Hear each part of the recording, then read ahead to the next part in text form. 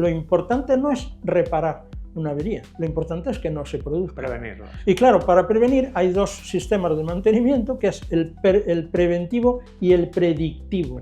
No hay unos planes, no hay unos programas anuales de mantenimiento para restablecer en todas las líneas sus características originales.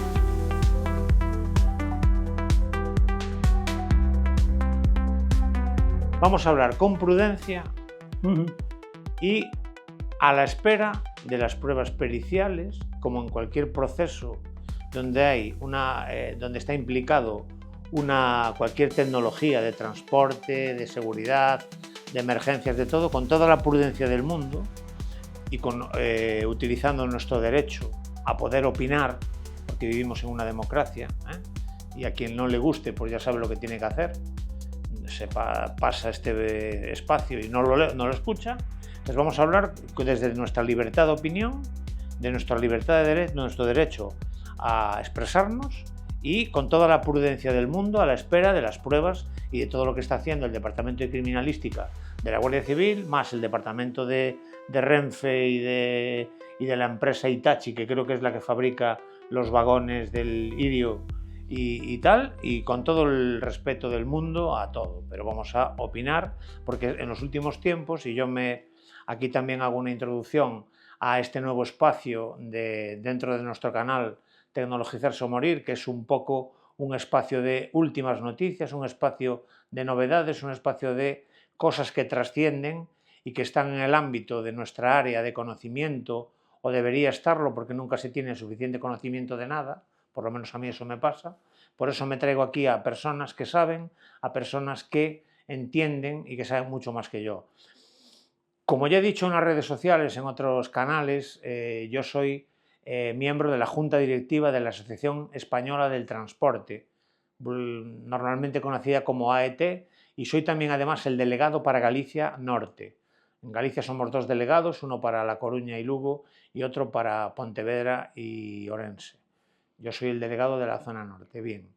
Mi especialidad, en mi área de especialidad está en la carretera, dada mi trayectoria en el mundo del transporte, en el mundo de la tecnología para el transporte.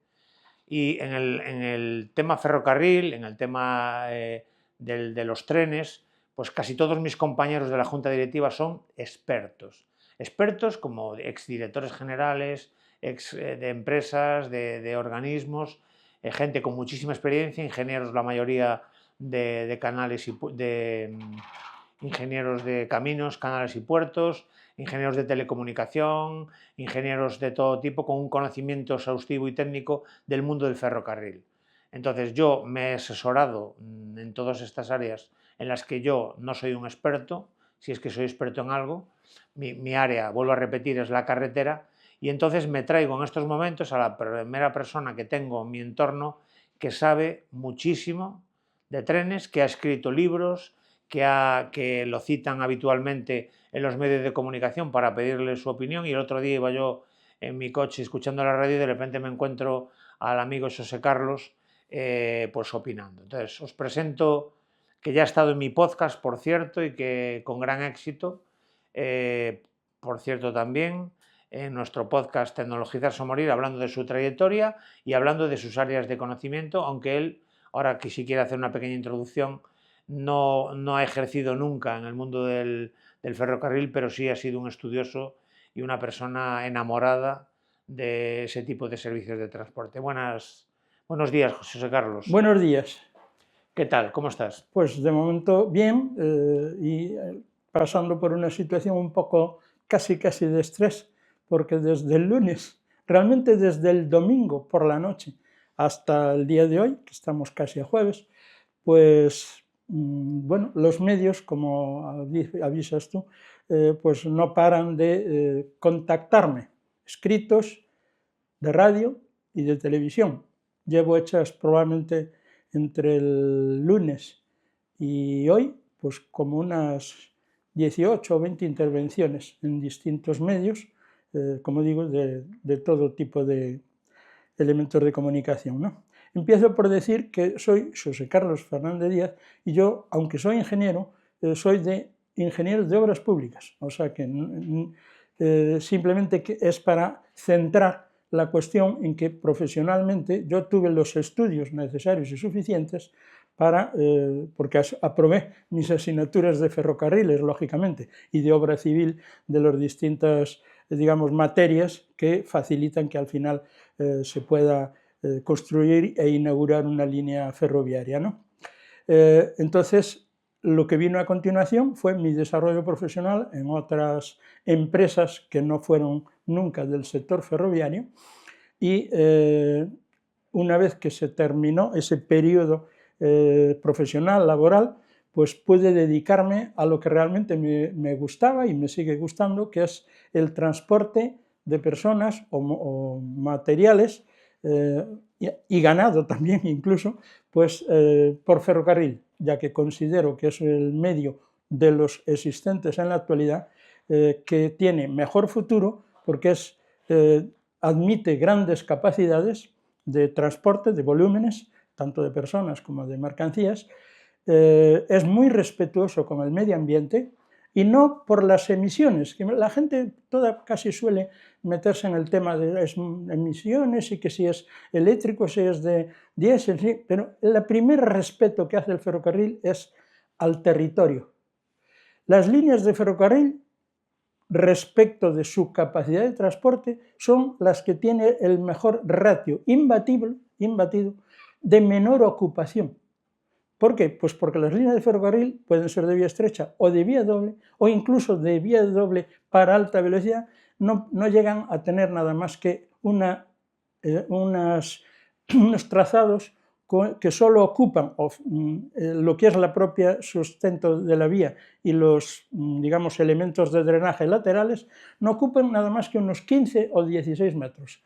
Naturalmente, si van atravesando una montaña baja, pueden generar un talud, unos taludes, digamos, ¿no? Laterales, una trinchera que diríamos, ¿no? Y si ocupan un valle que no es muy profundo, pueden necesitar un talud, cosas que también necesita, lógicamente, la carretera. Pero además, cuando las montañas son elevadas o tienen un largo desarrollo, van por túnel, con lo cual el medio ambiente, hablando en plata, no se entera, ¿no?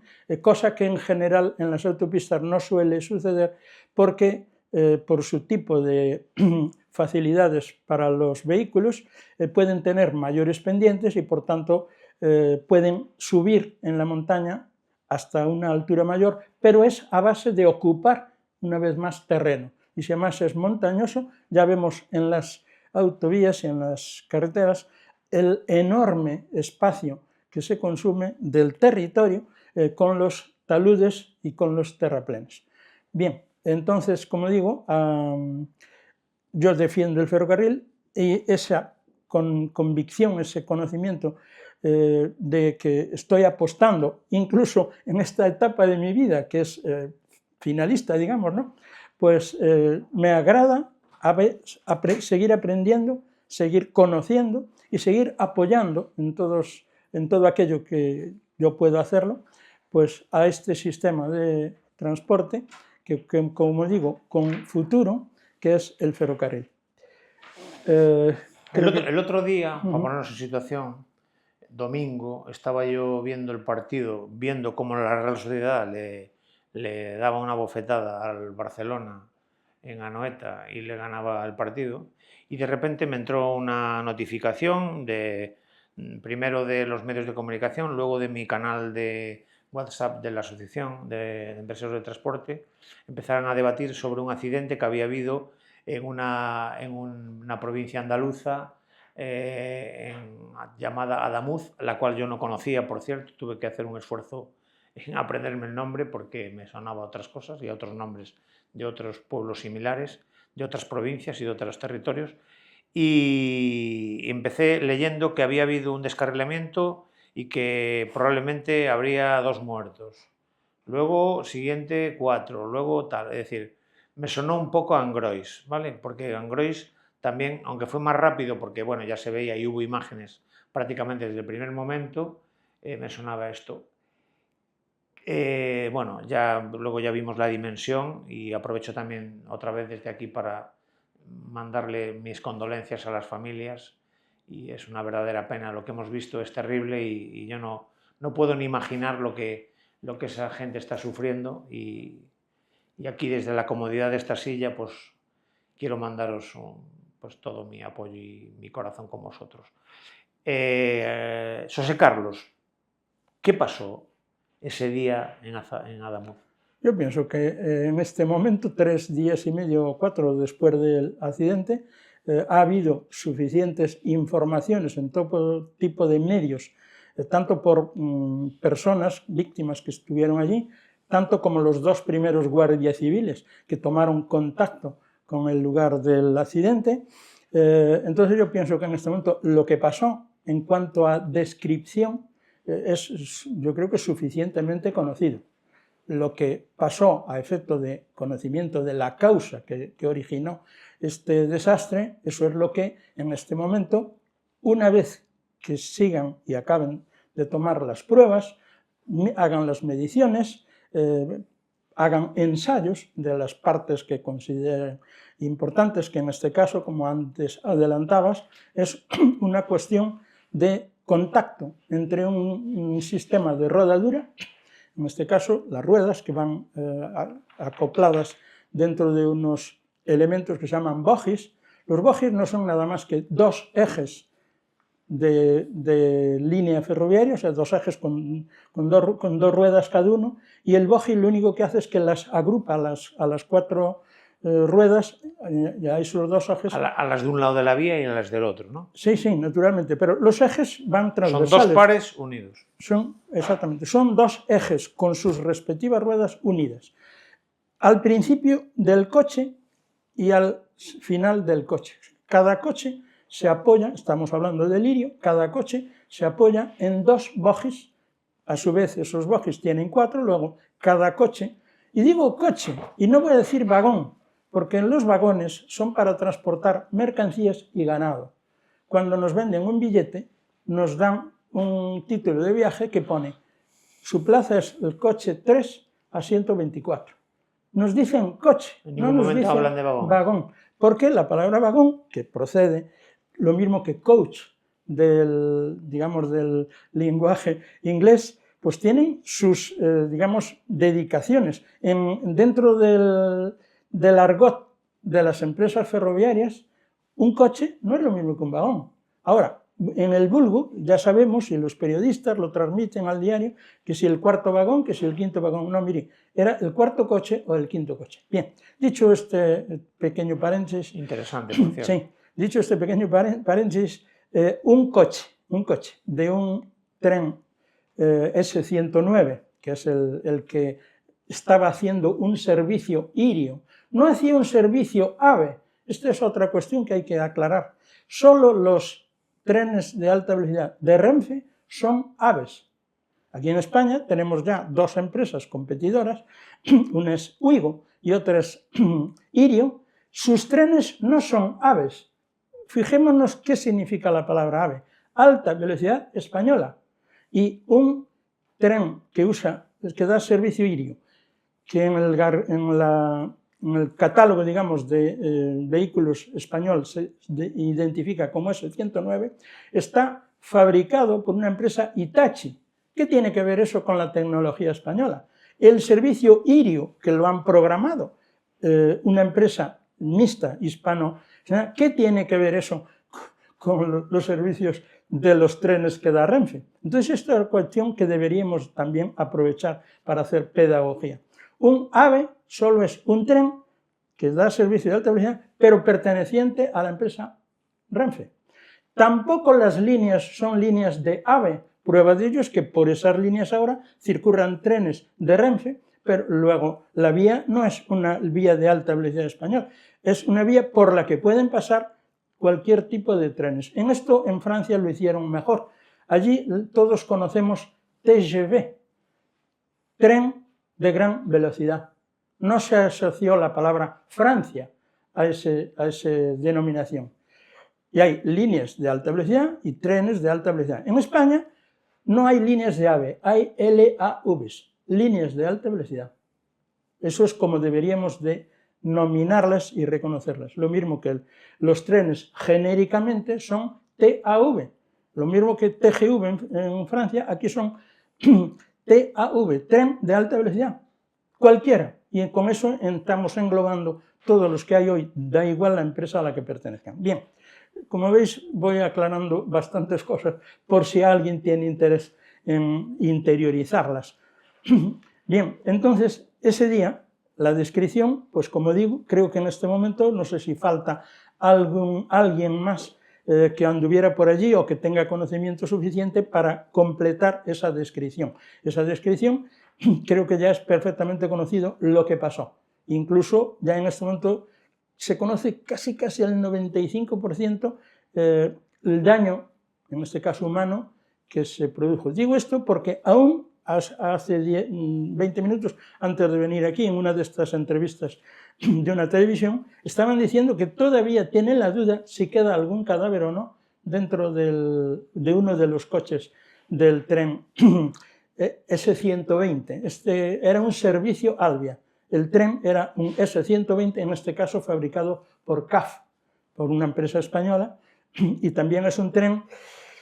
Bien, aquí hay disquisiciones si es de alta velocidad o no. Normalmente la normativa, que viene de Europa, como casi todas las cosas que regulan el ferrocarril en la actualidad, se entiende por alta velocidad cuando la línea o los trenes que circulan por ella o los servicios que se programan superan los 250 km por hora. Igualan o superan, ¿no? Claro, un CAF lo han aprobado para circular hasta 250 km por hora. Luego, en ese momento, ¿qué nos quedamos? ¿Con que es un tren de alta velocidad o con que no lo es? La línea nuestra de eixo atlántico entre Coruña, Santiago y Vigo nos la vendieron como una línea de alta velocidad y, sin embargo, solo en el 85% está autorizada a circular a 200 km por hora. Luego está claramente fuera de lo que sería el espectro de alta velocidad.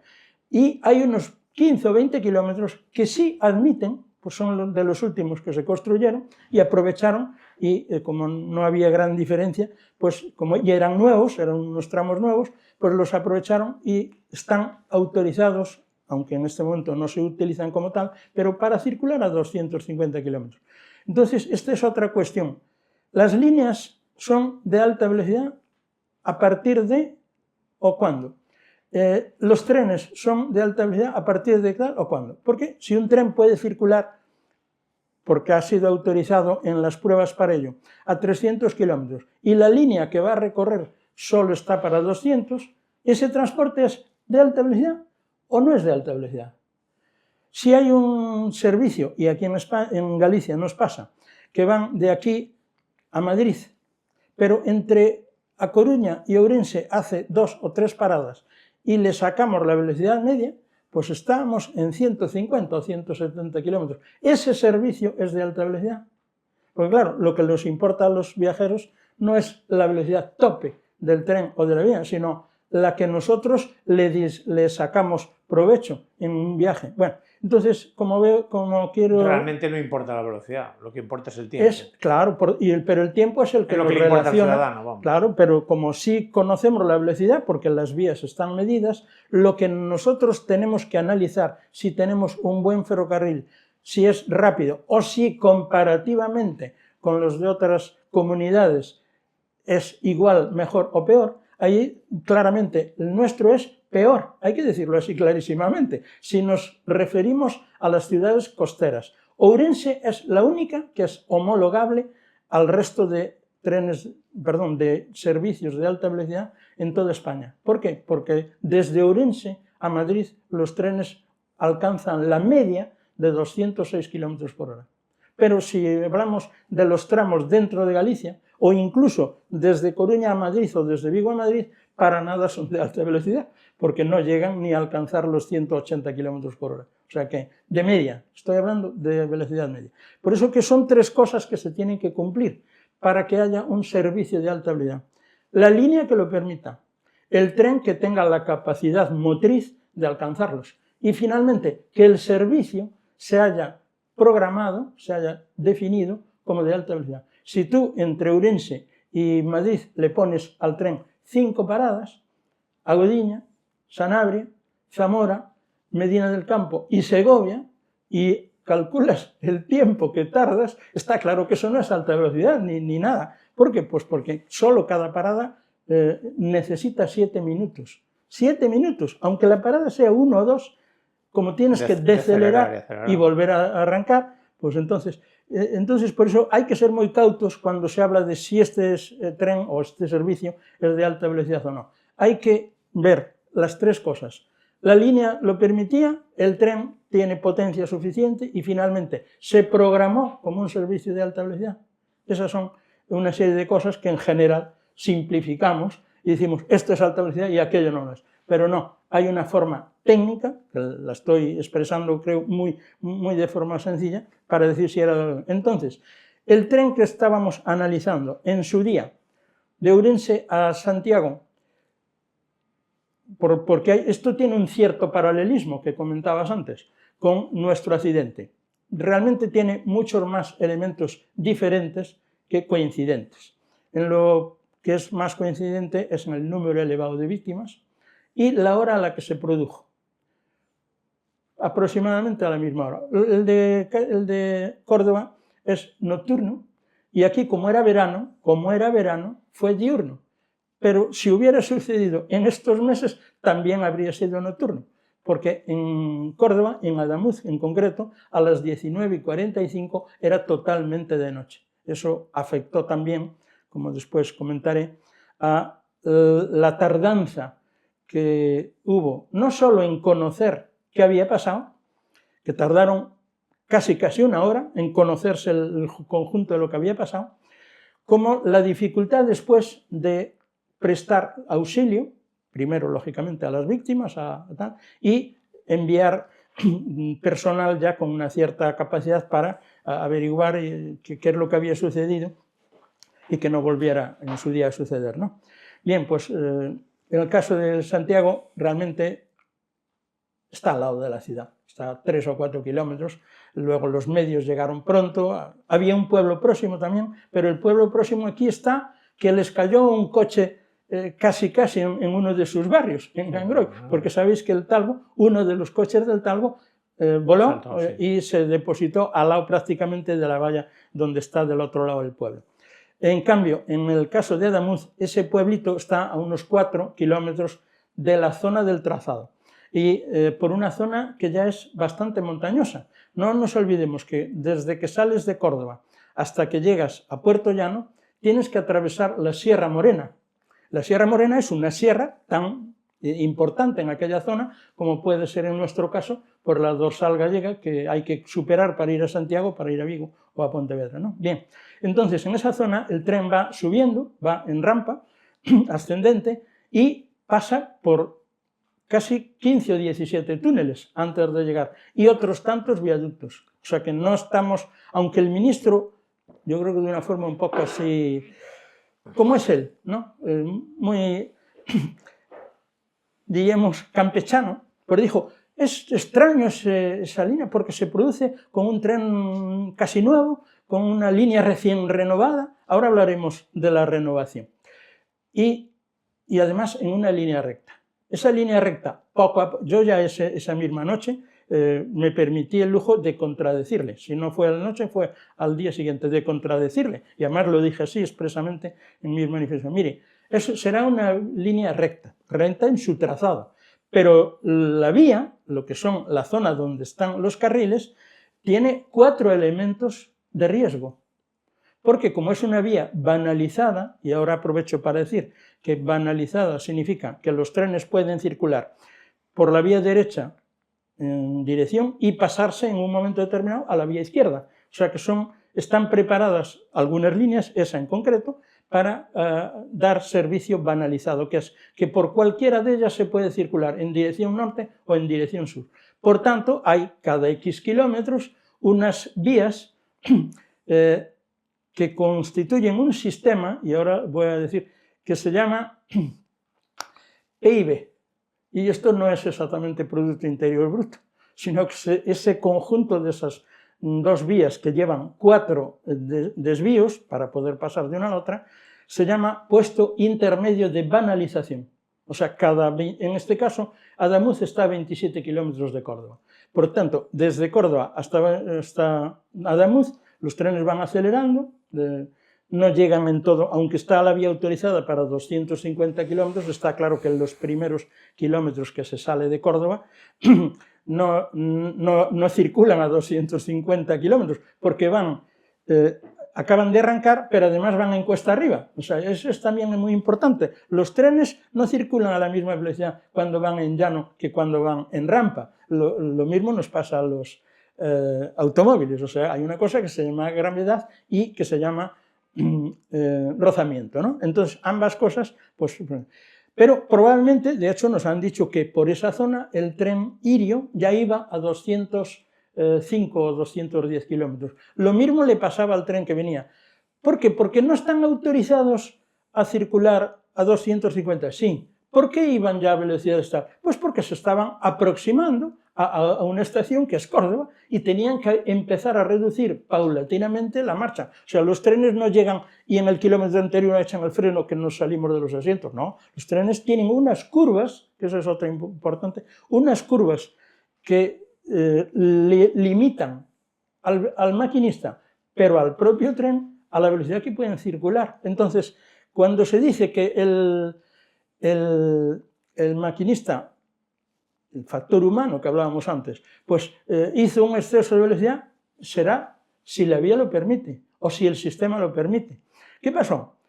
Que en este caso ya el sistema no tuvo que actuar porque el maquinista está claro que uno iba todavía acelerando y el otro ya había empezado a decelerar. En Angrois no fue así. En Angrois la línea la habían inaugurado como de alta velocidad, pero los 8 últimos kilómetros no tenía instalado el sistema que continuamente controla la velocidad del tren. O sea, los trenes cuando salen de Ourense y llegan a Santiago han seguido una curva. En cada kilómetro, en cada punto de la vía, tienen una velocidad tope. Y si el maquinista acelera más, no pasa nada. El tren se lo frena. Entre los 8 últimos kilómetros y en Santiago, ahí el sistema no estaba instalado. O sea, nos inauguran una línea en diciembre del año 2011 por un ministro del Estado acompañado del presidente de la comunidad y nos venden una línea de alta velocidad. Pero mire, es que había 8 kilómetros que no tenían las características de alta velocidad. Entonces, algo pasa, ¿no? De hecho, estos días atrás podéis leer manifestaciones, tanto por parte de personas de Adif como del propio Alberto Núñez Feijóo, diciendo que este de Adamuz es el primer accidente de alta velocidad que se da en España con víctimas. Está documentado, lo podéis localizar.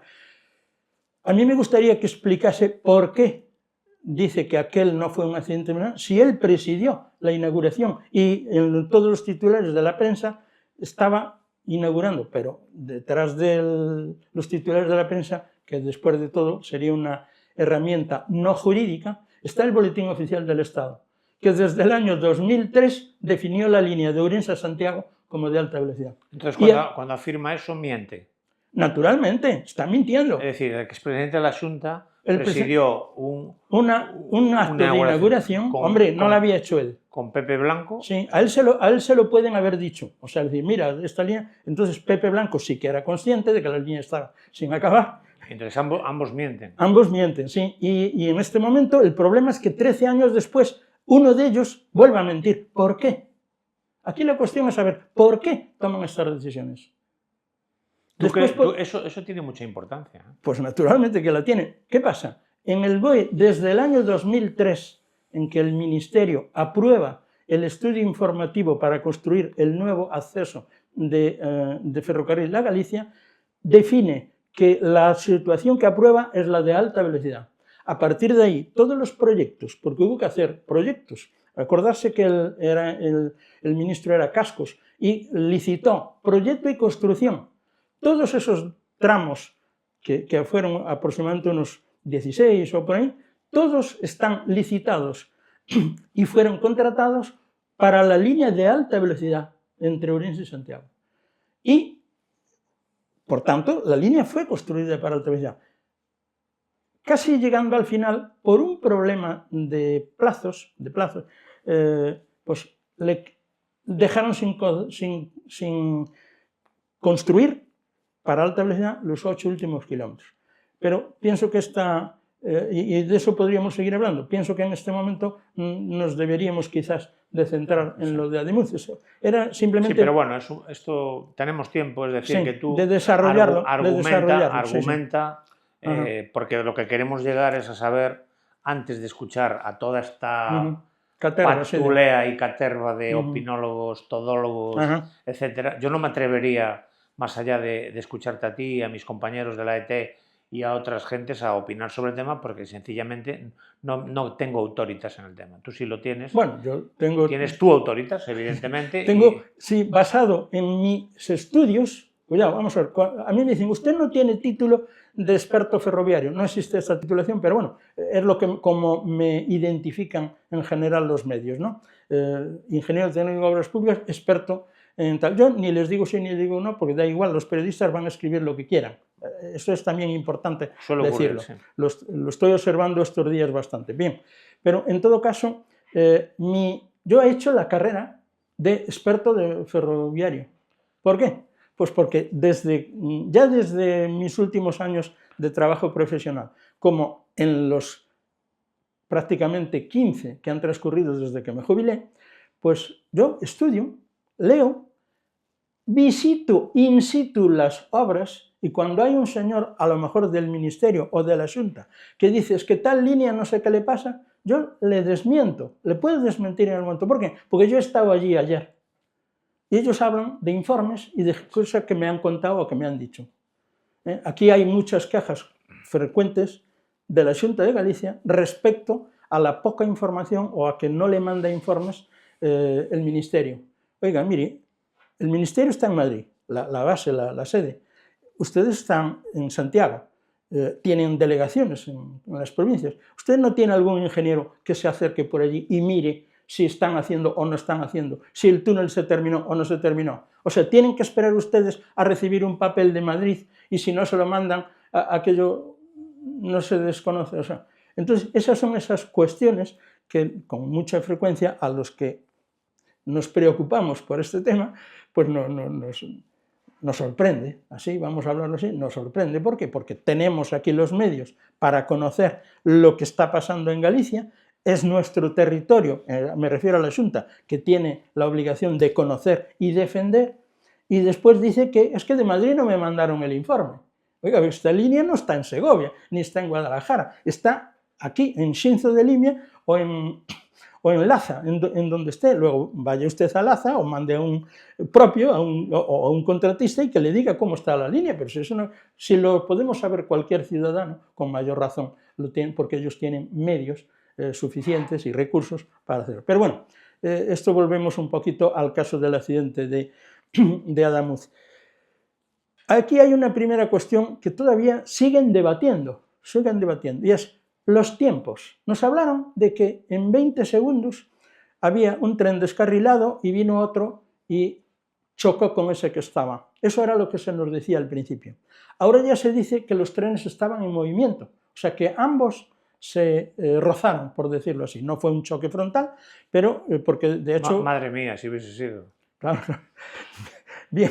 Bueno, si pues un choque frontal... Alguien podría decir, no, es imposible que choquen porque uno va por la vía derecha y otro por la vía. Bien, primero, ya hemos visto que aunque un tren vaya por su vía, puede descarrilar y manda coches a la vía de enfrente. Pero es que hay otra segunda. Acabo de decir que en esa zona hay dos desvíos que permiten ir de la vía. Luego, un tren, tranquilamente, si está mal ubicado o funciona mal uno de esos desvíos, pues un tren de la vía derecha. Lo que vulgarmente se conocía como un cambio de agujas, ¿no? Sí, bueno, agujas parecida. Era la denominación antigua, porque esos cambios antes se hacían a mano, ¿no? Claro. Y los, digamos, personal de circulación de Renfe, pues iba allí, cambiaba y a veces se equivocaban y había choques. O sea, hay cantidad de incidentes y accidentes que se produjeron cuando el servicio era manual. Pero aún ahora ha habido recientemente el mayor accidente antes de Angros que tuvimos en España,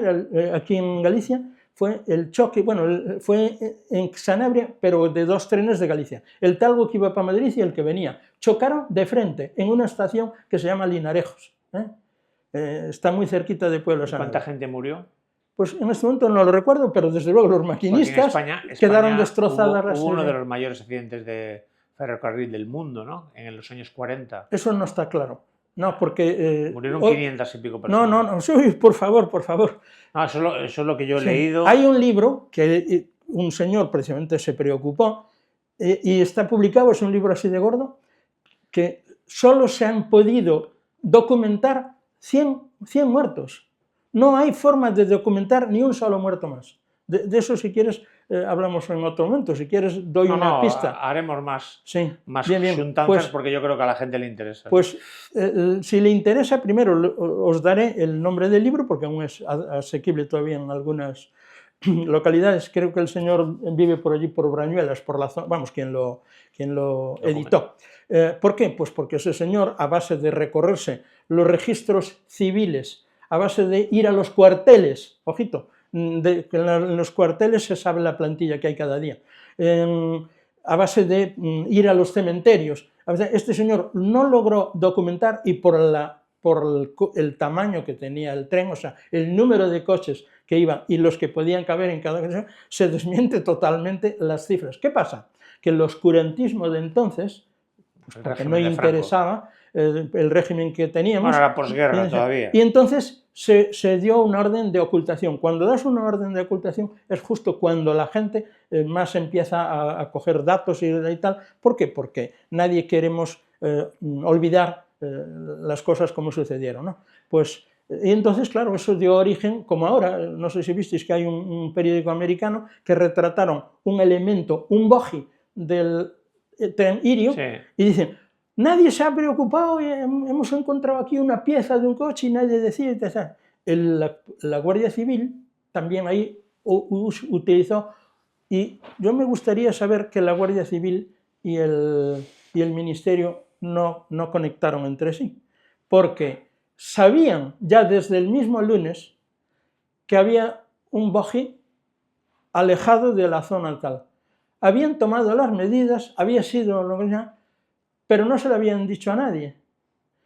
Y claro, cuando viene un periódico, en este caso americano, que casi seguro que era una filtración de un periódico español, New York Times, sí. Sí, pues cuando un periódico saca eso, entonces dice, no, ya estaba localizado, estuvo allí la Guardia Civil. Oye, y si estaba localizado, ¿por qué no se citó desde el primer momento? Porque igual no interesaba. Claro, vamos a ver, cuando yo tengo una vía que depende de mí, y un tren que depende de mí. Y tengo un tren que es de un privado que pasaba por allí. Cuando haya un juicio, cuando haya que poner las culpables, ¿quién va a defender a quién? En un juicio, ¿quién va a pagar las indemnizaciones? No, lo primero es echarle la culpa al fallecido, al muerto, al piloto. Exactamente. Como hicieron en el tema de Angrois.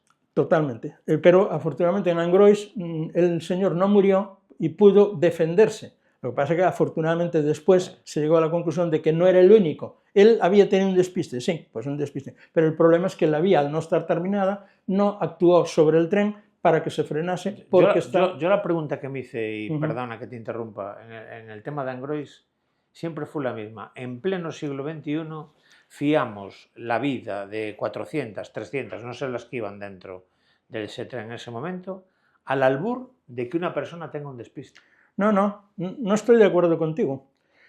En el siglo XXI, hubo una organización, una parte de la DIF, que tomó esa decisión, la de dejar una vía. O sea, no fue, es que la tecnología, la tecnología, como decimos, desde Ourense hasta un poquito antes de Angrois, la vía tenía todos los sistemas. Esos 8 últimos quedaron sin hacer, porque había que, en una fecha determinada, que se había marcado 6 meses antes, había que inaugurar. Nunca se debe de marcar la inauguración de una línea mientras no se hace la revisión. Pero eso no está en contra de lo que digo yo. Yo te digo que eso es una negligencia pues por parte de las personas que aprobaron. Porque hubo una negligencia. Negligencia, pero tecnología existe. Claro, entonces claro. Es imposible. Tú, por ejemplo, en un avión, que yo conozco más la parte de aviación civil y militar, Tú un avión es que tiene todo redundado, tiene un montón de tecnologías, hay una serie de parámetros que no te los puedes saltar, es la de Dios, Salvo el que un rigor de lo piloto que hay. voluntariamente Lo decide estrelle, estrellar el claro. tren. O sea que, Claro, cuidado, claro. siempre hay Eso que... ya pasó, sí. Sí, eso ya pasó. Claro, pero eso ya, no, eso ya Bien, es pues un en acto este caso,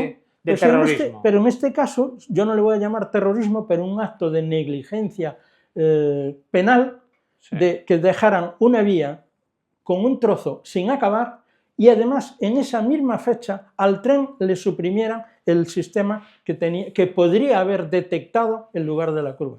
Eso fueron dos decisiones. Esto es como si un aeropuerto, un político decide inaugurar un aeropuerto porque tiene prisa, sin estar habilitado todavía el ILS-3 para aterrizajes o LAGNOS o LEGNOS o cualquier otro sistema que permita la seguridad, y le dice a los tíos que circulen igual y Ya. acaba habiendo un accidente aéreo, es lo mismo. Pues en el caso de Angrois, y precisamente debido a los informes de la CIAF, acabó admitiéndose de que había un sistema que ese día no funcionaba. Pero en cambio no se entró a analizar por qué la vía no tenía. ¿Por qué? Porque formaba parte de la infraestructura y no le interesaba a la DIF, que había hecho unas ofertas a Brasil y a otros países de hacerles un proyecto de alta velocidad, no interesaba decir que había habido un accidente de alta velocidad, porque eso les descalificaba automáticamente para licitar. Esa fue la razón por la cual nos mienten, y aún ahora nos mienten, sí, en que si la línea... ¿En qué nos están mintiendo ahora? Es decir, ¿cómo están manipulando ahora la información? Independientemente de que hay que esperar al final y tal, y tú hablabas de un 95% ya, que ya se podría saber. ¿En qué nos están manipulando? Bueno, yo ahí, de momento, si hablamos de Adamuz, no voy a llegar a ese límite de expresión. Lo único que voy a decir, de momento, es que hemos detectado, pero lo hemos detectado todo el país, que un elemento de uno de los trenes se había localizado y no se había dado noticia ni ¿Pero conocimiento. por qué crees tú que puede...? ¿A quién favorece eso? Yo estoy diciendo, ya creo que lo aclaré, cuando hay varias partes en un accidente y en este caso serían... Claro, en este caso sí. El operador de la línea, es decir, el que pone las vías de comunicación. El que pone las vías de comunicación y tiene uno de los trenes afectados, depende de un señor que se llama Óscar Puente. O sea, Renfe y Adif dependen de él. Pero aquí hay un tren que resulta que es de una empresa privada y que está involucrado. No se sabe con qué grado de, digamos, entonces, responsabilidad... para Óscar Puente, para el gobierno de España, lo mejor sería cargarle la muerto, historia bueno, al muerto. Pero eso está clarísimo. Perdón por eso, porque no aplica muy bien.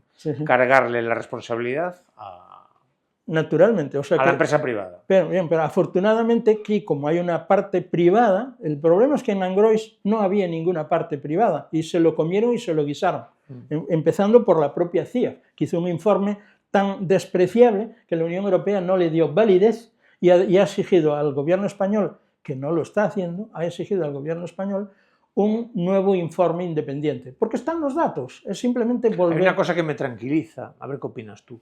El otro día, al día siguiente, el lunes no hubo, pero en el programa El Hormiguero hay una señora maravillosa que se llama Rosa Belmonte, es periodista, muy rigurosa, que apuntó eso, dice, el problema de este evento, de este accidente, es que está involucrada una empresa japonesa y los japoneses de Hitachi van a mandar a la plana mayor de sus ingenieros a analizarlo todo por menor. Y es el único halo de esperanza que nos queda para saber la realidad del tema. Bueno, pues ¿estás de acuerdo? Estoy totalmente de acuerdo porque pues pasó desapercibido en el programa, pero casi no le dedicaron ni un segundo. Eso lo he dicho yo también en alguna de mis intervenciones, también he citado ese caso, porque es importante que sepamos que desde agosto de 2024, hace un año y medio, ya en España existe una ley, la ley número 2/2024, del 1 de agosto, que dice así la ley, se crea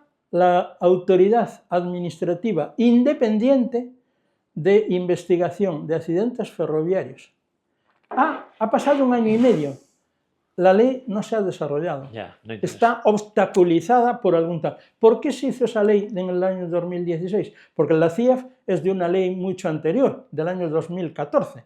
O sea, el Real Decreto de Creación es del 2014. Y en cambio, esta ley es posterior, pero no se ha desarrollado en tal. ¿Por qué? Porque se quería seguir aprovechando al máximo, y en este momento les viene como Dios el que no haya esa autoridad independiente. ¿Por qué? Pues porque ellos han nombrado a los responsables. Yo lo que les pido cuando me hablan de este tema de la CIA, yo les digo, mira, primero, como periodista, investiga quiénes son los componentes, desde el presidente a los distintos vocales, qué personas son, qué titulación tienen y cuál es su experiencia, en qué empresas han participado. Y claro, ahí aparecen ADIF, aparece INECO, aparece la propia Renfe. Entonces, ¿por qué? Pues porque en España, como el sistema es estatal, todos los que... Es cierto que ahora hay en Cataluña ferrocarriles de la Generalitat, hay en el País Vasco, Euskotren, y hay en Valencia, en la Comunidad Valenciana y en Baleares. Pero claro, ninguno de esos tiene líneas ni trenes de alta velocidad. Por tanto, en principio están pero en Europa tenemos Francia, que hay alta velocidad, tenemos Italia, que hay alta velocidad, tenemos, varios países, Alemania, aunque no tiene muchas líneas. Luego, entonces, si tú quieres hacer un informe independiente, tienes que traer a personas que sepan de alta velocidad, pero que tengan criterios de independencia. Si los señores que van a trabajar allí, empieza por el presidente, que es un señor de la antigua pertenencia a Renfe, y todos los demás han hecho sus prácticas o sus trabajos en esa empresa, pues está claro que la independencia se cae simplemente antes de entrar a lo que sigue. O sea, lo primero es que los miembros que componen la comisión tengan criterio y formación y, digamos, deseos de hacer cosas independientes. Según tu opinión, con los datos que tenemos hasta la fecha, ¿dónde está la madre del cordero? ¿Qué ha pasado con todas las prudencias? ¿Qué ha pasado y de quién sería la responsabilidad? Bueno, probablemente, ahora voy a lanzar una teoría, pero bueno, que creo que la comparten ya todos los técnicos que he escuchado yo. Probablemente en este país nos estamos haciéndole frente a un bajo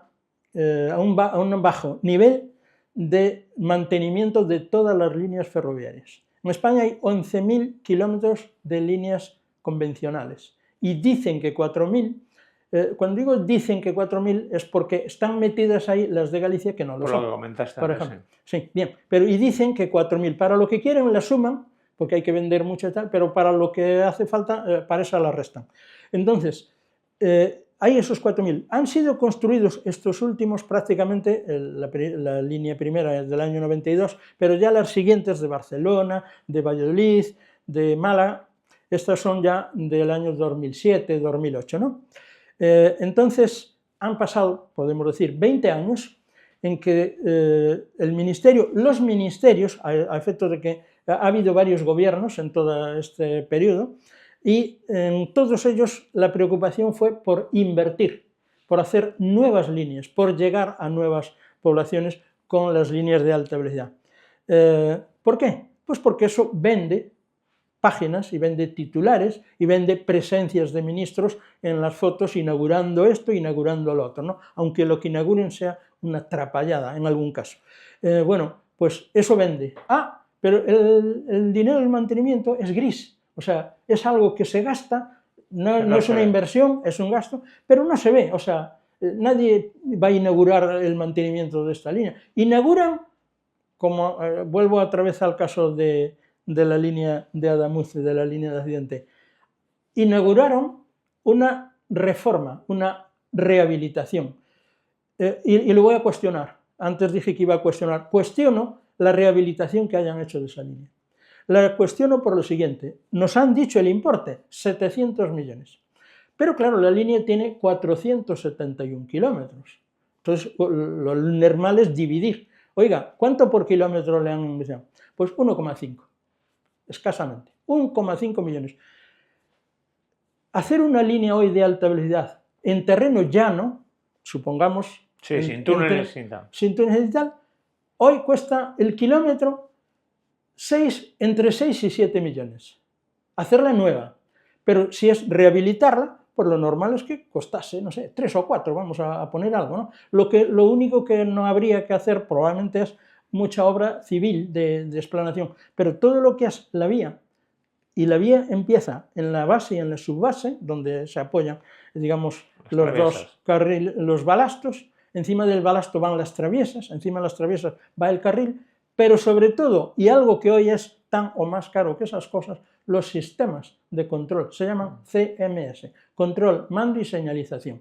Esos sistemas, que son los que permiten que los trenes vayan a esa velocidad y no se choquen, o no superen las velocidades, o poder comentar con ellos cualquier incidencia desde el puesto de mando a los trenes, pues esa línea tenía un sistema, y sigue teniendo, que se llama LZB. Es alemán y fue construido para que se inaugurara en 1992. Alguien dice, oh, esa tecnología está muy superada. No, esa tecnología sigue siendo totalmente válida. En España se ha optado, lo mismo que en toda Europa, por otro sistema distinto, no es el alemán, es ERTMS, lo habremos oído muchas veces. Bien, es un sistema que tiene mejoras respecto del otro, pero el otro sigue teniendo el 100% de seguridad. A efectos de seguridad es tan seguro el EZB como el RTMS. El RTMS permite otras funcionalidades. Bien, ¿qué pasa? Dentro de esos 700 millones también están metidos, eso ya no es rehabilitación, eso es, digamos, una mejora, vamos a llamarla así, y eso sí podría considerarse inversión. Está metido porque están instalando en paralelo, aún no lo acabaron, pero están instalando en paralelo el RTMS. Luego, esa línea va a poder también desde Madrid a Sevilla ser controlada no solo por el EZB, sino por el RTMS. ¿Por qué lo quieren hacer? Pues como siempre, porque los trenes, hablo de móviles, que circulan por ahí, o tienen el EZB o no pueden circular por ahí. Entonces, hoy pocas nuevas fábricas construyen solo para el EZB, construyen para RTMS, que es lo que en este momento se está... Un día vas a venir, si te parece bien, y vamos a hablar, porque yo soy estudioso de los temas de comunicaciones y tal, de cómo se comunican los trenes, para qué se utilizan. Yo sé que sí que Renfe es propietaria, o en este caso Adif ahora, de líneas de fibra que transcurren, de fibra óptica a través de los propios tajos. Pero un día hablamos de eso. Bueno, vamos a centrarnos. El accidente. No se ha invertido lo suficiente, según tu opinión, en mantenimiento. Y esa línea, aunque la han reacondicionado, no se ha invertido lo suficiente tampoco. Sí, pero separemos. Una cosa es rehabilitar una línea, porque esa línea, como dijimos, se inauguró en 92, estamos en 2026, y cuando se licitaron los trabajos para rehabilitarla, esa línea ya tenía 30 años. O sea que es importante que cada X años, en este caso han optado por 30, pues necesitan rehabilitarla. Eso le va a pasar ahora también a la línea de Barcelona, después... Sí, ¿por qué? Pues porque, lógicamente, por obsolescencia en algunos casos y por simple desgaste natural o por meteorología, lo que sea, las líneas se van degradando poco a poco. Pero en cambio hay un mantenimiento que es el del, llamémosle, día a día, o cada mes, o cada... y es mantenimiento. Cuando hay correctivo nunca hay problema. Si hay una tal, allí mandan 4 camiones, 5 grúas, no sé qué. Cuando es tal, ahí rápidamente se ponen todos los... pero lo importante no es reparar una avería, lo importante es que no se produzca. Prevenirlas. Y claro, para prevenir hay dos sistemas de mantenimiento, que es el preventivo y el predictivo. Entonces, le hemos pedido, y esto es algo que está, hoy ya hay una nota del Ministerio dando ahí unos datos que nadie nos debemos de creer, porque yo les he pedido ya desde el lunes, mire, díganos ustedes cuánto han invertido en estos 20 años, línea por línea, y díganos cuánto han gastado en mantenimiento en estos 20 años. Porque claro, a medida que la red crece, tiene, lógicamente, una mayor necesidad de dotación de mantenimiento.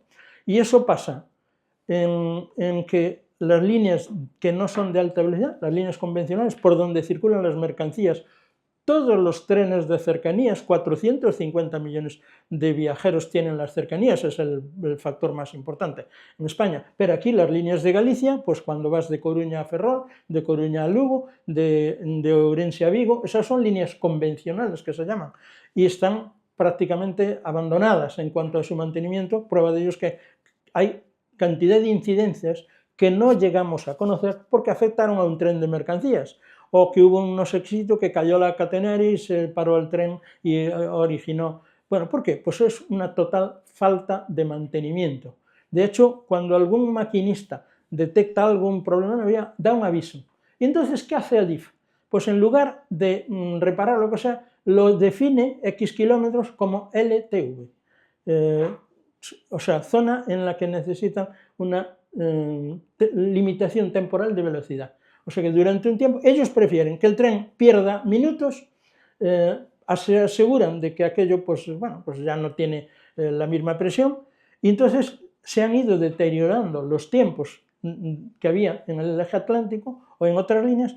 ¿Por qué? Porque está plagada de limitaciones temporales de velocidad. Entre Coruña y Santiago, que ya no están lejos, pues hay 2 o 3 limitaciones de estabilidad. ¿Qué pasa? Que una limitación temporal de velocidad, aparte que tienes que pasar por 1 kilómetro a 30 o a 40, has tenido que reducir y después tienes que volver a acelerar. Todo eso son minutos perdidos en la circulación de un tren. Entonces, ¿por qué pasa eso? Porque hay limitaciones temporales que llevan años, no meses, llevan años y no se reparan. Eso es porque no hay un plan de mantenimiento y sobre todo, puede haber un plan, pero si no hay recursos, esas reparaciones, que son puntuales, no se van a hacer. Y entonces, como les importa un pimiento, es una expresión que entiendo, o sea, deseo coloquial, que se entienda coloquial, sí, que no hay unos planes, no hay unos programas anuales de mantenimiento para restablecer en todas las líneas sus características originales y revisar con una cierta periodicidad, por eso es mantenimiento preventivo, y en otros casos predictivo. Ya se sabe que cada 10.000 kilómetros hay un cable que da igual como esté, hay que sustituirlo. Da igual que unas traviesas estén en buen estado, llevan 15 años, hay que cambiar esas traviesas por otras. Me refiero que hay una serie de elementos, y ahora, esta sensación de que hay muchos problemas en todas las regiones de España, es general. En este momento cualquiera te dice, no, pues el tren, porque cada poco tenemos conocimiento de un incidente. No siempre son accidentes, son incidentes. Bueno, pues esto obedece a que en general, las líneas, la red, tanto sobre todo la de convencional, pero también la de alta velocidad, está empezando ahora a dar sus señales. En la de línea que va de Galicia a Madrid no pasa nada de esto. Hombre, es que se acaba de inaugurar hace 10 o 15 años. No, digo 10 o 15 años porque se empezó por la zona de Medina-Zamora, ¿no? Los últimos tramos son en el año 2021, o sea, ya empiezan a tener 4 o 5 años. Pero en todo caso, están muy lejos de esos 30 años que se calcula que es cuando se debe rehabilitar una línea, ¿no? Y entonces, pues eso, yo lo achaco en este momento la múltiple aparición de incidentes y algún que otro incidente a una falta de que la red esté suficientemente bien mantenida. Por eso se le ha pedido... Si tuvieras que valorar las redes ferroviarias españolas en general, si quieres hacer una distinción de las convencionales de alta velocidad, del 1 al 10, en su optimización, en su versatilidad, ¿qué nota le pondrías? En su diseño y construcción, diríamos que está en el primer nivel. No tenemos nada que envidiar a las líneas. Acabo de decir, en su diseño, proyectos y construcción, en principio, salvo casos puntuales como hemos hablado, sí, de que se inaugura una línea entre Orense y Santiago con 10 kilómetros. En general, las líneas españolas están bien diseñadas. Otra cosa es el trazado, me refiero a sus características. Están bien proyectadas y bien, digamos, sí, dotadas a efectos de la construcción. Un sobresaliente. Sí, yo simplemente, sin dar notas, diría, estamos homologados o homologables con las de cualquier otro país europeo. ¿Y en el resto? Desconozco lo que pasa en China, que nos vienen ahí una cantidad de mensajes. Ahí te cuentan lo que pero quieren. Bueno, ahí es un poco... separado, simplemente también de un nivel parecido al de Japón. Lo único que nos diferenciamos en Japón es el mantenimiento. En Japón es el primer país que tuvo líneas de alta velocidad, aunque de aquellas solo iban a 160 y le llamaban tren bala. O sea, hay que hablar de estas cosas con cuidado, ¿eh? Entre 160 y 200 eran las velocidades de aquellos trenes, le llamaban tren bala. Fue en el año 1964. Han pasado, pues, 70 años 60. O 60 años desde entonces 62. Ahora. Sí, sí. Bueno, 0 accidentes 0 muertos. Y han transportado más viajeros que 2 o 3 veces la población del planeta. 0 accidentes, 0 muertos. Esa es la gran diferencia entre el planteamiento hispano de las cosas y un planteamiento japonés. Allí supongo que hay tanta gente, tantos obreros en la vía o señores al frente de los sistemas como los que están conduciendo y como los que están... O sea, allí hay una preocupación no porque pase el tren, sino porque va a pasar. Y entonces, claro, aquí también hablan, no, es que ahora las líneas absorben mucho tráfico, o sea, como quien al principio iban 20 trenes y ahora van 50. ¿Eso tú crees que le afecta al desgaste? Claro. Le afecta al desgaste, pero espera, comparemos. Es que en Japón, por esas líneas pasan un tren cada 5 minutos. Al cabo del día, a lo mejor han pasado 220 trenes. Ojito, cuidado, es que la cosa cambia mucho. Y si la línea está bien construida, el problema es que hay que mantenerla diariamente y hay que vigilarla diariamente. Aquí nos arreglamos con que hay antes de que empiece el servicio todos los días, pasa un tren auscultador. No, auscultador no, un tren de inspección. Los auscultadores. ¿Eso qué hace? Que pues, sale un tren de Orense, sale un tren de Orense y va hasta Zamora o hasta donde sea y da la vuelta y a lo largo del recorrido dice que no había... Toma datos. Pero es una cuestión, pero pocos datos, porque es una locomotora normal y corriente, que no está dotada. Es simplemente para ver que no hay obstáculos visibles. No lleva sensorización. Sí, para nada. Eso lo hacen solo los trenes auscultadores. Y en la auscultación a una línea a lo mejor pasa un año y no pasa por allí. O sea, por eso digo yo que en España el tema... Eso no debería ser muy caro, ¿no? Bueno, ya en este momento tienen... tienen 3 trenes. En vez de máquinas, lo que tienen son trenes que contrataron a Talgo. Tampoco es una cosa, no veo yo. Una vez hecha la inversión... Claro, es que en vez de tener 3 trenes de esos, pues ten 6. Y hace esas auscultaciones con mayor frecuencia. Eso es muy importante, joder. Pues bueno, pues la auscultación, en este caso nos dijeron que después de que rehabilitaron la línea, pues hicieron, no sé si 1 o 2 viajes de auscultación. De eso vamos a hablar otro día. Sí, porque... Sí.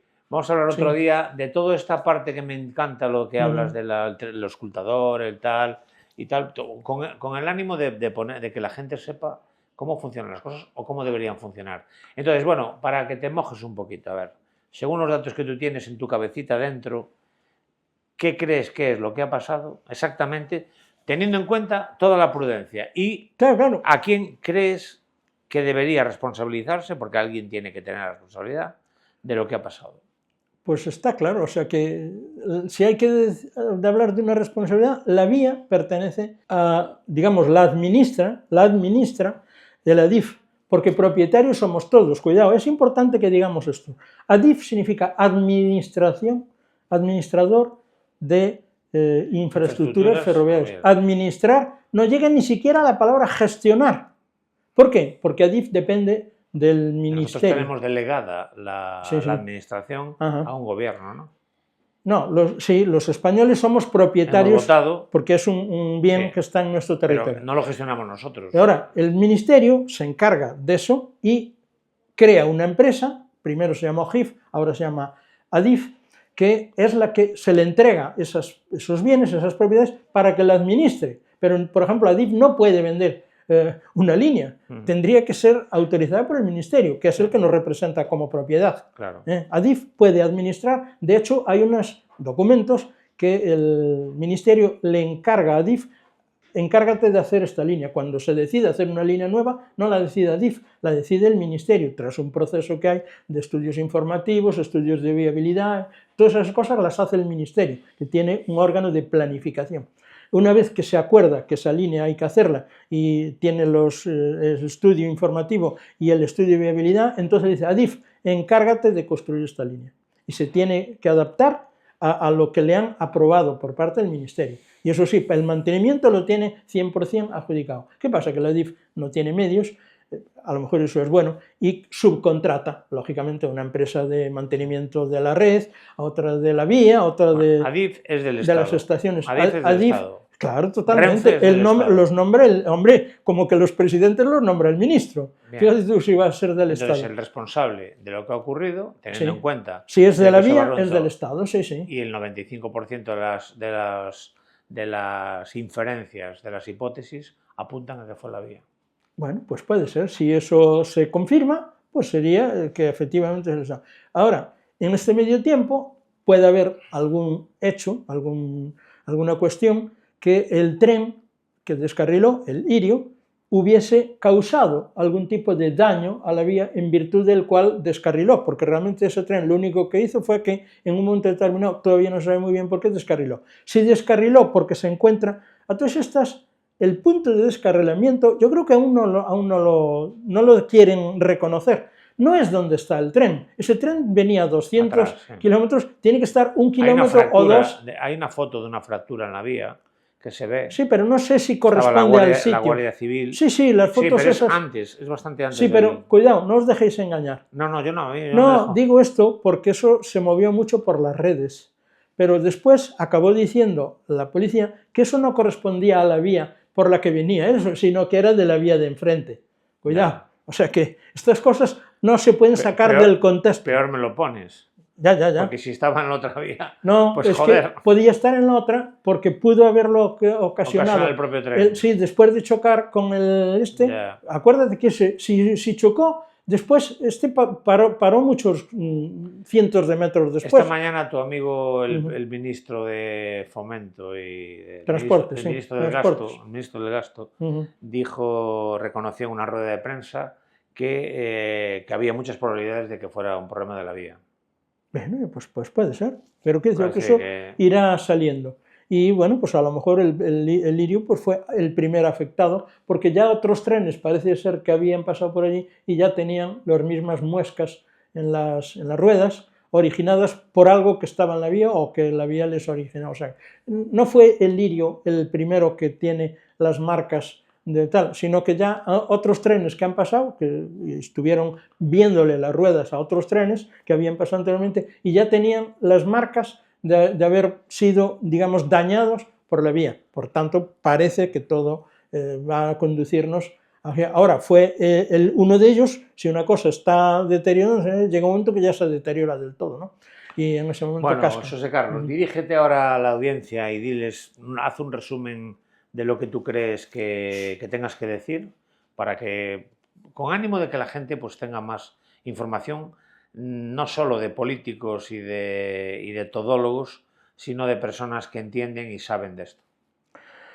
Bueno, vamos a ver, este es un hecho lamentable, luctuoso, y que detrás de él hay unas causas probablemente ligadas al estado de la infraestructura, y eso nos hace pensar y nos debe de poner en situación de reclamar, de pedir, de exigir a que las empresas que tienen en este caso el Ministerio encargadas de la construcción y mantenimiento de la red ferroviaria, pues se pongan las pilas y tras dar una información estadística de sus inversiones en nuevas líneas y en gasto de mantenimiento, primero se ponga la situación encima de la mesa y se vea cómo está a efectos de dotación de recursos, tanto humanos, pero sobre todo materiales en este caso.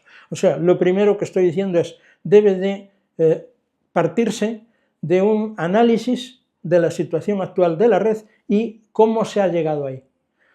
A partir de eso, como hay no solo este accidente, sino otros varios incidentes, el gobierno, aquí ya es el gobierno, tiene que tomar una determinación y modificar sus porcentajes de dedicación presupuestaria a la parte de construir y a la parte de mantener, de tal forma que se garantice comparativamente con otros países, porque sí tenemos los datos de mantenimiento por kilómetro de otros países. Entonces, comparativamente, se llegue a unas ratios, a unas cifras en las que se determine cuánto se debe de gastar. Invertir dependerá si quieren hacer el o no, pero como la red ya está, el gasto de mantenimiento no es discutible, porque la red está ahí y si la quieres mantener en un estado de utilidad, necesitas dotar de gastos, una vez que se determinen las tareas necesarias, tienes que dotar a esas tareas para que se puedan realizar año a año. Y no va a ser una cosa que se solucione un año. Esto a lo mejor lleva mínimo 5 años poner la red en condición. No porque los trabajos que haya que hacer de una... No, es que son muchos trabajos en muchos puntos kilométricos sobre una red de 15.000 kilómetros. Entonces esto, no pensemos que el año que viene ya tenemos la red bien mantenida. No, esto va a llevar su tiempo, porque ni va a haber recursos, ni va a haber muchos casos empresas o personas, porque exigen una cierta preparación. Entonces eso sería lo primero. Sacar como conclusión de esto, y insisto, cuando salgan ya definitivamente las causas, parece que van a apuntar en esa dirección, pues lo primero es que asegurarnos a los españoles que cuando vamos a coger un tren tenemos el 99,9 de posibilidades de llegar a nuestro destino sin problemas. Esto creo que es lo primero. Lo segundo es que las víctimas están ahora en este momento en esa fase de, primero, resarcirse propiamente cada uno, tanto de los daños físicos que puedan tener, como de los mentales que lógicamente se acarrean cuando te has estado sometido a una incidencia de esta, has visto muertos, has visto heridos, tus familiares, en fin, hay una cuestión que se refiere a las víctimas, y entonces ahora incluso les han prometido para el próximo domingo, me parece que es, o al siguiente, un acto en Sevilla, no, en Huelva, porque parte de los fallecidos pues eran de Huelva, ¿no? Los que iban en el Albia, que fueron los que llevaron la peor parte. Entonces, allí van a hacer un acto de homenaje a las víctimas. Estas cosas me hacen pensar, ¿por qué se homenajea a las víctimas? ¿Qué méritos tienen esas víctimas como para darles un homenaje? En el sentido que ellos han resistido, pero será porque o Dios o la suerte les ayudó. Eso es porque ellos no han puesto nada de su parte. Bien, entonces lo primero que deberían de cambiarle era el nombre al acto. Homenaje. Aquí pasó lo mismo en Santiago, y las víctimas fueron expulsadas por los policías antidisturbios. No les dejaron entrar al sitio donde se estaba haciendo el homenaje, presidido, dicho lo sea, por Alberto Núñez Feijóo. Eso está documentado. Luego tampoco no estoy yo lanzando ningún tipo de bulo. Bien, pues en este caso a las víctimas habría que advertirles de que ahora les va a venir el verdadero calvario, una vez que pasen todas estas cosas. Cuando se inicien los juicios, en este caso son penales, porque ha habido fallecidos, y entonces los medios del Estado, estoy hablando los abogados del Estado, se van a poner en contra de ellos. O sea, tú estás pagándole el sueldo a los abogados. Pero ellos como que tienen que defender su gestión y sus empresas, a ti te van a ver como el enemigo. Eso pasó aquí en Galicia. O sea que las pobres víctimas, que no tienen ni por qué ser abogados ni tal y tal, tuvieron que a su costa contratar abogados, defenderse de algo en los que ellos eran víctimas. Bueno, pues les espera una segunda etapa, cuando van a ser víctimas de los juicios que se celebren, civiles o penales, que les afecten. Porque claro, el Estado se va a cubrir diciendo, mira, hay un SOV, seguro obligatorio de viajeros, que ya les va a dar una indemnización. Pero después va a haber otro juicio en el que se van a determinar quién fue el culpable y qué indemnizaciones tiene que dar. Y ahí entrarán las aseguradoras.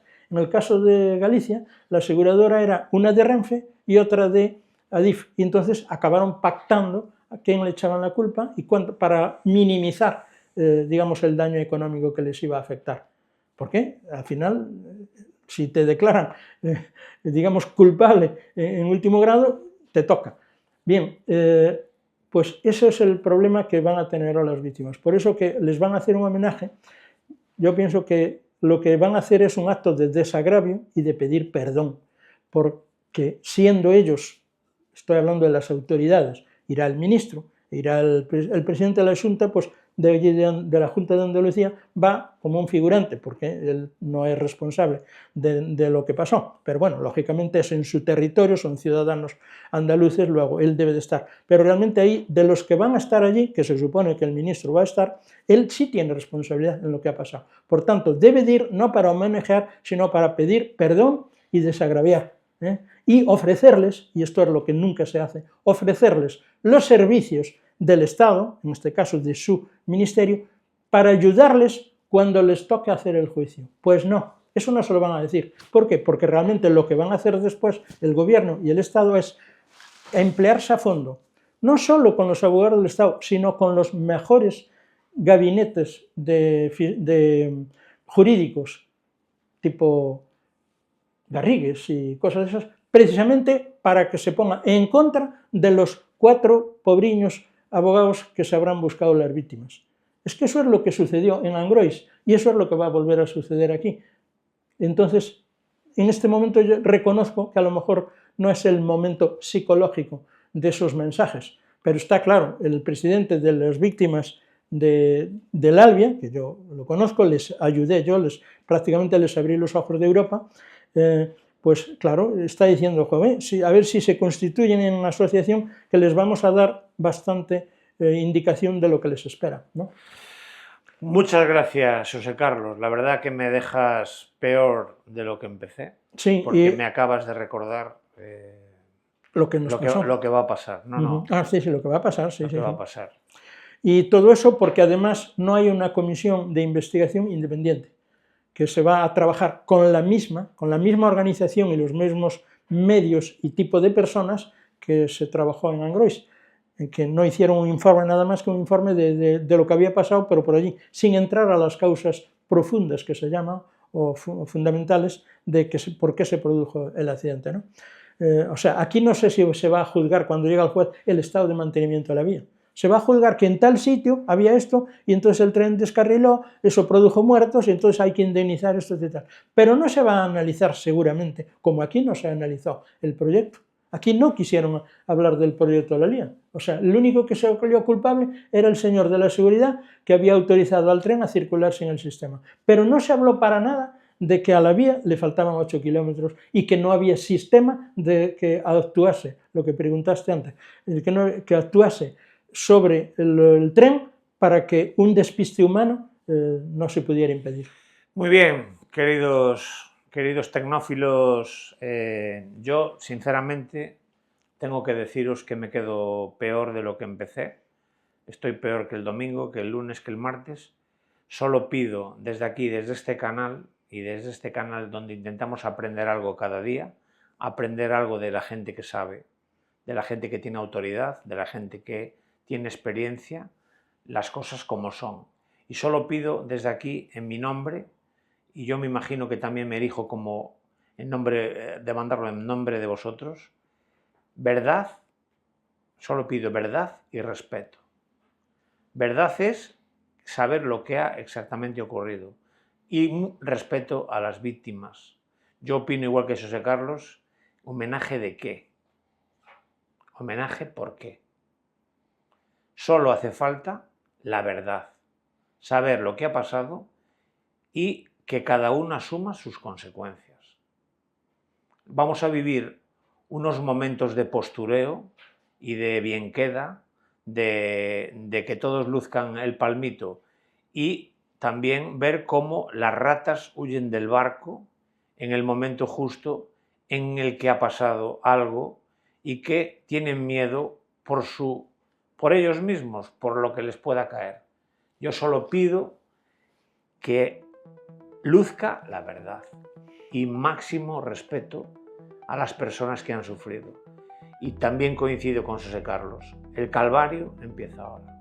Así que cuanto antes tomen medidas, primero ese momento ahora de dolor, que yo no me lo puedo ni imaginar lo que significa eso. Pienso en mis hijas, pienso en mi familia y me veo en esas circunstancias, se llama empatía, que muchos de los que están ahí en la parte política y en la parte lucen una psicopatía verdaderamente endémica, solo piensan en ellos. Está pasando lo mismo que pasa siempre. Solo pido verdad y respeto y muchas gracias por estar ahí.